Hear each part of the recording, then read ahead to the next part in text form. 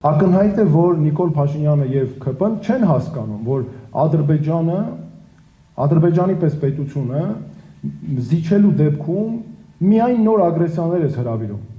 եւ այդ պետությունը դիտարկում է պատերազմները որպես իշխանությունը պահելու գործիք, որի հետևից հիմա գնում է ակնհայտորեն այս իշխանությունը, որ զիջումները միայն բերելու են պատերազմի։ Եվ դրա լավագույն ապացույցը, ես ուզում եմ այստեղ կարևոր ընդգծել, դրա լավագույն ապացույցը 2020-ից 2024 թվականներին իրենց կատարած Ադրբեջանին տված բոլոր զիջումների արդյունքում միևնույն է այն իրական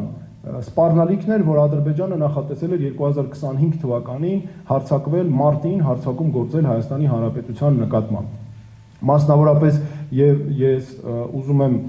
նաև մեջբերել այս կառավարության հետ համագործակցող, նաև նրանց աջակցող գիտնականներից մեկին, օրինակ պարոն Ներսես Կոպալյանը EVN հայտնի պարբերականում